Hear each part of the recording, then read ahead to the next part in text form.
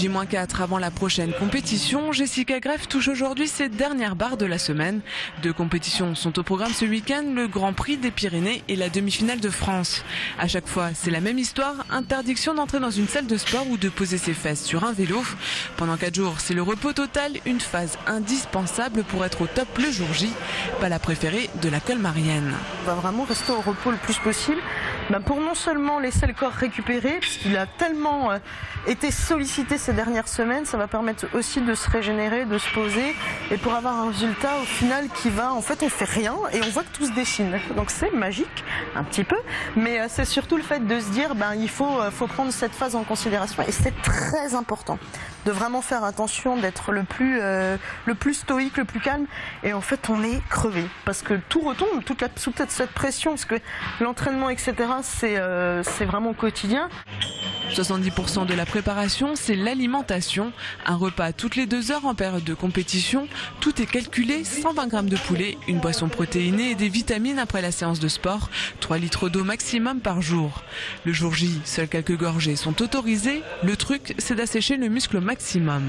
Le reste de l'année, le régime n'est pas aussi draconien. C'est 3 repas maigres plus une collation chaque jour.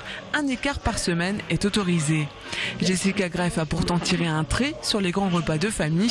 Le pire pour elle reste encore l'absence de fruits. C'est vrai que c'est des choses que j'adore, les fruits tout le temps, là, l'été qui commence à arriver.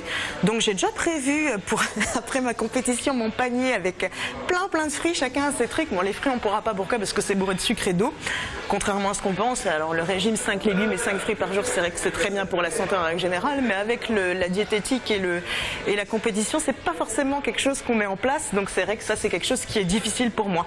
Comme à d'autres titres, tous les légumes, c'est vrai que je suis très légumes, il y a des choses qu'on pourra pas manger, on va vraiment privilégier pendant le régime les légumes verts, vraiment des légumes verts maigres comme la salade, les haricots verts, les brocolis, par exemple les petits pois, on peut penser que c'est un légume vert mais où il y aura du sucre et qui est très calorique. Ce rythme, Jessica Greff l'a adopté il y a 2 ans. 2 ans à s'occuper de son corps, le voir se transformer, repousser ses limites. Elle n'en oublie pas pour autant sa féminité. Une harmonie, moi c'est ce que je recherche, un tout, de la féminité, une harmonie, être musclée, féminine, pour moi c'est important, c'est vraiment des choses auxquelles j'y tiens vraiment, et c'est quelque chose qui tous les jours, il faut que je sois musclée mais féminine, l'un ne va pas sans l'autre pour moi. J'ai pas dû honnêtement dans les temps depuis que je fais du sport changer ma garde-robe, parce que c'est vrai que quand on prend de la masse ou ce genre de choses, on change du tout au tout. Ça peut être plus difficile au quotidien. Après c'est un sport qui nécessite énormément de respect, d'investissement de soi. Ça faut pas l'oublier. Pensez que tous les gens qui font ça sont des gens qui ont hormis le fait d'avoir des changements physiques, il y a un réel travail de fou derrière. Détente totale et bains pour se relaxer sont au menu jusqu'à samedi. Selon les résultats du week-end, Jessica Greff reprendra le chemin de la salle de musculation ainsi que son alimentation habituelle dès lundi.